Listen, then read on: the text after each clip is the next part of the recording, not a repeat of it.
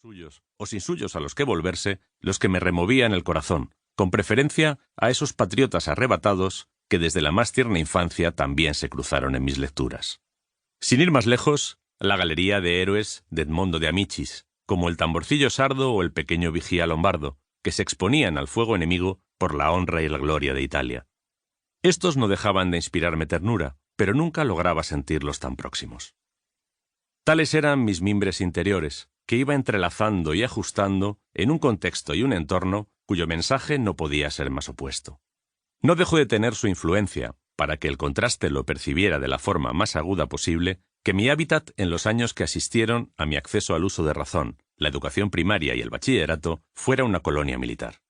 Eso quería decir que entre mis vecinos no faltaba alguno que hacía de su nacionalidad profesión permanente, por la vía de una banderita en el reloj, por ejemplo. No constituían, ni mucho menos, la mayoría del vecindario. De hecho, cuando murió el que las impedía y hubo elecciones, el que ganó en mi barrio fue un filósofo que apenas hablaba de patrias y tildó a su efímero partido a la vez de popular y socialista. Sin embargo, con ser pocos, los de la banderita eran ostentosos y estridentes, y poco menos que exigían que todos los secundáramos en sus inflamaciones, so pena de ser tenido por traidor o enemigo. Como ya había pasado el tiempo en que podían convertir esa etiqueta en alguna clase de sanción, se los ignoraba cordialmente, pero ahí estaban, como una incomodidad persistente y hosca que un 23 de febrero, el de 1981, se volvió algo más inquietante. Por suerte, sin mayor trascendencia ni prolongación más allá de la siguiente jornada, cuando algunos regresaron ojerosos y abatidos de sus cuarteles. Lo de la colonia militar tenía otras consecuencias relacionadas con la identidad y sus malformaciones. Por ser nuestros padres lo que eran, todos éramos objetivo de unos individuos que habían convertido su propia sensación de pertenencia en licencia para diversos alardes. Por ejemplo, instalar artefactos explosivos bajo vehículos familiares a los que subían los uniformados a quienes se deseaba eliminar, pero también sus hijos, sin que importara mucho que el mecanismo detonador no lo pudiera detectar e iniciara igualmente el proceso de ignición. Era otra la patria, otra la bandera y otra la mitología fundacional en la que se asentaba esa identidad, que desde que teníamos conciencia no nos quedaba otra, a los niños de mi barrio, que percibir como una amenaza para nuestros mayores y para nosotros mismos, por el solo hecho de estar empadronados allí. De aquella amenaza nos reíamos a veces, cuando jugando a las canicas veíamos pasar a los soldados armados que en momentos de especial actividad del llamado Comando Madrid patrullaban entre los bloques, con cara de fastidio, porque casi todos eran jóvenes que cumplían su servicio militar obligatorio. Pero aprendíamos a tomarla en serio cuando poníamos el telediario y salían imágenes de un coche convertido en un amasijo de hierros retorcidos y algún atisbo de los cadáveres, cuya visión no se disimulaba entonces tan a conciencia como luego sería costumbre.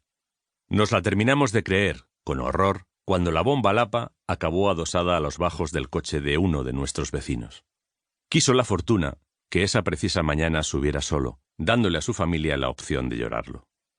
Estas y algunas otras razones explican por qué mi relación con la identidad, y con quienes ponderan o blasonan de la suya en exceso, nunca ha sido demasiado entusiasta.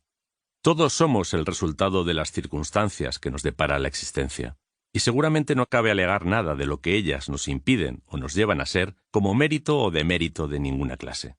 Simplemente establecen los raíles por los que cada uno transita por el mundo, y no es inexorable que sea ese viaje un ejemplo de excelencia o de infamia. Son las decisiones de cada individuo las que, interpretadas por otros, lo conducen a merecer, y en su caso obtener, alguna forma de reconocimiento o de rechazo. Por eso nunca me jacté de mi déficit de identidad, en comparación con la intensidad y el poder de arrastre que advierto en la de otros. Por eso tampoco afronto con vergüenza ni orgullo este relato que no sé muy bien cómo denominar, para que nadie se llame a engaño ni me acuse, con razón, de defraudar, con mi libro, sus expectativas. Voy a hablar en él de mi vida y de mis cosas, porque no sé eludirlas para abordar el asunto que lo motiva. Pero no pretendo entregar un texto autobiográfico, porque mi vivencia no me mueve hasta el punto de hacer de ella el eje de una narración y porque creo en el poder de la invención para destilar las verdades esenciales, lo que me autoriza y aún me incita a incurrir en la ficción, incluso, o sobre todo, si es mi propia sustancia vital la que echo al alambique.